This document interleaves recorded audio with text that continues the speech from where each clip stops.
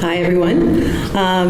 First I want to explain my title a little bit. I say using rich analytics to inform course redesign. And what I mean by rich analytics is really taking an advantage of the multiple data sources that are out there to help us understand any given course. And also, some of the projects I'm going to present today are part of an effort to explore new and kind of creative ways to quantify things that are happening in the classroom. First, I want to talk a little bit about the Foundational Course Initiative. We're hosted at the Center for Research on Learning and Teaching. We are currently finishing up year 2 of a 5-year initiative, and what this is it's a collaborative course redesign effort. We employ consultants with expertise in pedagogy and instructional design, instructional technology, student support and classroom climate, and analytics and assessments, and we undergo a 3-year collaborative course redesign process with individual course teams, including course instructors, GSIs, undergraduate instructors, and former undergraduate students to try to get as many different perspectives on the course and where improvements can happen as we can. Currently, we work with 11 courses. In May, we are about to onboard cohort 3. And if you look at last academic year, our future 16 courses represented over 13,000 individual enrollments. And if you look at unique students, it's 28.6% of all undergraduate students. We have partners in engineering, LSA, public health, kinesiology, and Ross School of Business. So we're kind of stretching all over the university as far as we can. And we do have a focus on evidence-based practices, DEI, and data-informed course redesign. I know there isn't much time, so I'm going to speed through. I thought it would be more fun to speed through kind of 3 different case studies, and then feel free to ask questions afterward.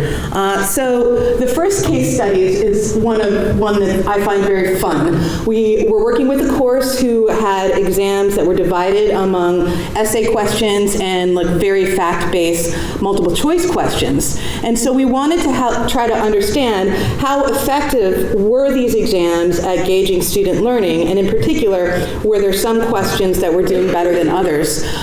So we took every question on their final exam and we coded it according to Bloom's revised taxonomy. So here you can just see in this original exam how they were allocating sort of the level of cognitive complexity. Most of the points were actually in the bottom 2 levels of the Bloom pyramid, and then there were a couple that were allocated to these higher levels.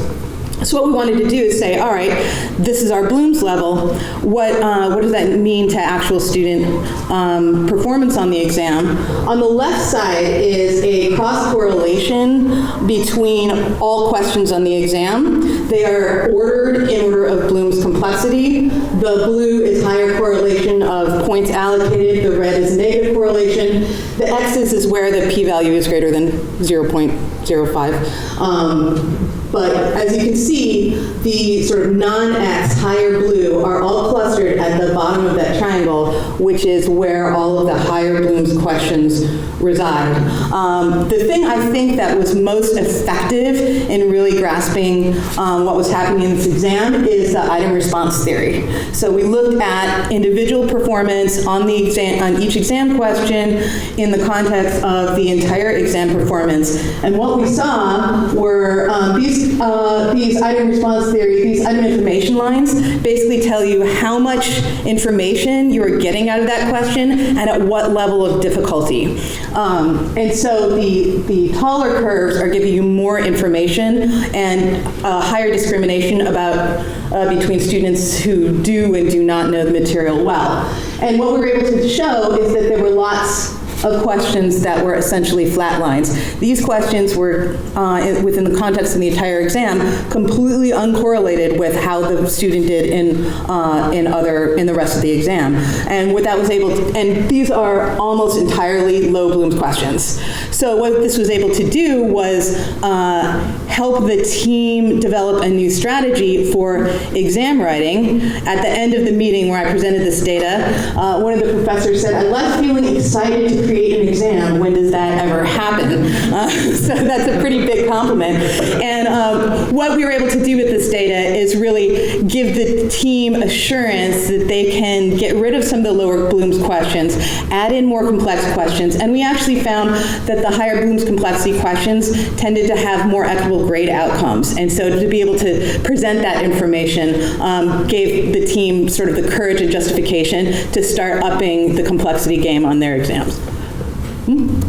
That's a quick question. Yeah, Diane. Sorry, were all questions worth the same value in the quiz, the test, or were the high Blooms worth 25% and the high Blooms tended to be worth more, but the sort of higher point low Blooms still showed kind of. Regardless of how many points they were worth, they showed as one question in the item position. Oh, I did it both with single question and as partial credit because I wanted to look at the correlation, the partial credit points. Okay, so the second one is kind of a mystery, which is we had one of our courses that was curious about having recently experienced a drop in enrollment.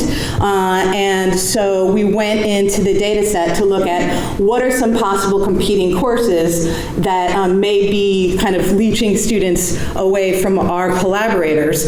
So this is just a graph of some of the possible competitors when they appeared in this term. A whole bunch appeared all at the same time and they kind of shifted from semester to semester. Digging down through these courses, what we found was there is essentially a zero co-enrollment between our course, Course A, and a second course, Course B. So that's when we started digging into the artifacts. What we found was that the course, looking at the course descriptions and the syllabi for these courses, what we found that the course description for Course B actually described Course A better than Course A's course description. And we also realized that this is a foundational gateway course to a department, and it had a super random number, and it was a 200 level number. So this information sort of gave us cause to say, hey, we need to do a new course description. We need to be more transparent on the syllabus so students will really understand what they're getting. And it also enabled us to rebrand the course with a new course number. And we'll see how that propagates in terms of enrollment. Okay, third case study. We were curious to see how time pressure might be affecting students in their performance in high-stakes exams in an introductory STEM course. And so what we did was we wrote a 90-minute exam, provided an extra 45 minutes. Same with final, it's a 2-hour exam, we provided 3 hours, and had the students swipe out with their M cards when they left the exam. So for 4 exams across the semester, we knew exactly how much time each student spent on each exam. And this time distribution divided into time clusters of early, middle, and late. The early cluster typically was about the same amount of time as the exam was originally designed for. So 2 hours for the final exam, an hour and a half for the midterm exams. And then we started looking at how the outcomes related to time cluster as well as various identity variables. So this is just one example. I know there's a lot of information slammed into this graph. The violin plots are basically a histogram of the grade distribution for that cluster and identity group. In this case, we're looking at gender. And so if you just look at the early cluster there, you see that most of the women, which is the teal, who are leaving early are performing low on the exam. Whereas the male distribution for early leavers is bimodal, a combination of students who did extremely well on the exam and those who had a similar kind of median to the early leaving women. We're writing up this paper now. There's a lot of dimensions to it, but it was just very interesting to look at how understanding time usage can inform our understanding of behavior and also help us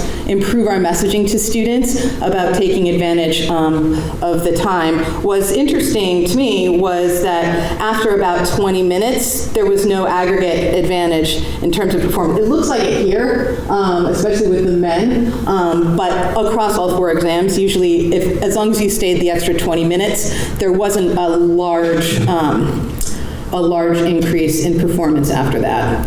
I'm going to skip these additional examples. We do so many different interesting projects, and I wish I could talk to you about them all, but I only have 10 minutes. So I'm going to make an offer to talk about these later on this afternoon, if you'd like, and invite questions.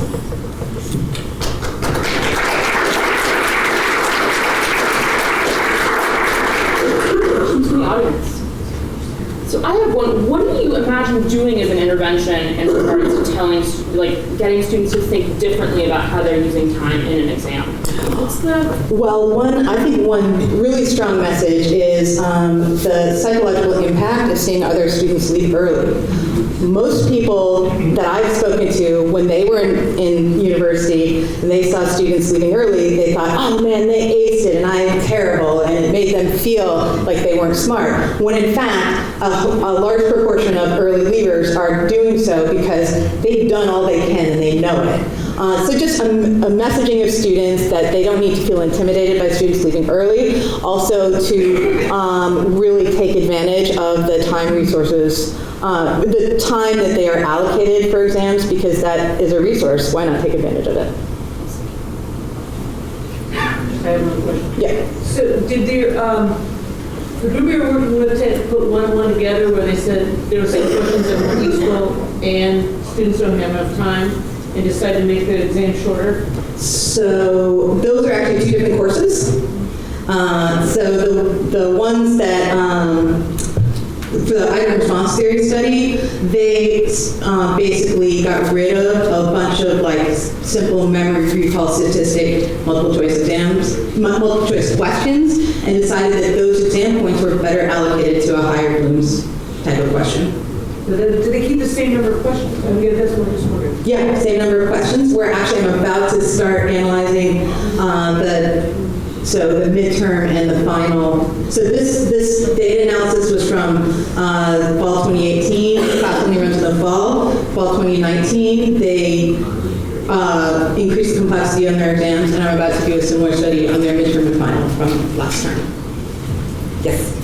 Do you all have a common process for sitting down with a course or a professor, or say step one, do you have an assessment that we can do IRT on? Step two, can we look at times is there some abstraction that you all have in these engagements? Well, we are actually really embedded with them, so we meet every 2 weeks in addition to any working groups. So these studies are part of a larger course redesign overhaul, and so basically what we do is identify what are their goals, what are their priorities. We do some preliminary assessments to show them things that are happening in the class. And then, so multiple choice questions had always been a point of contention for that class. Other classes are very concerned about equity and retention of historically underrepresented populations. So then we'll focus on that. So really, it's very artisanal at the moment and tailored to the needs and goals of each course. Can you put the data slide back up, the one that was... Which one? The time. The time. I'm going to go to Steve's talk. Okay. There you go. This one? That one. So it looks like women get a bump from at least 20 minutes, but they're still under the male average. So yes, they are. Are we serving them well by saying just, spend longer on the exam and you'll do better? Well, the motivation behind this experiment was to see to what degree time pressure might alleviate the gender gap, and what we found is it does not. Right. So basically, we ran this experiment for 2 semesters. We found that it did not have an impact. There's basically a combination. Some women really appreciated the extra time. Others reported that they found themselves second guessing and changing answers. And you can see it, so we now have, they're now still getting an extra 20, everybody gets an extra 20 minutes. Which showed some improvement, but we're not giving them the extra time that I think may have been deleterious. So there's a question from the audience about what was the framing under which the additional time was given to them? Because that could definitely impact their perspective. That is a good question. I think that, I was not in the room, I'm not sure what the exact framing was. I know the idea is it was explicitly told to them that the exam was designed to take 90 minutes and that they were being given extra time to see if that improved student outcomes. That was the general framing. Yep. Questions? Well, thank you, Heather. That's amazing.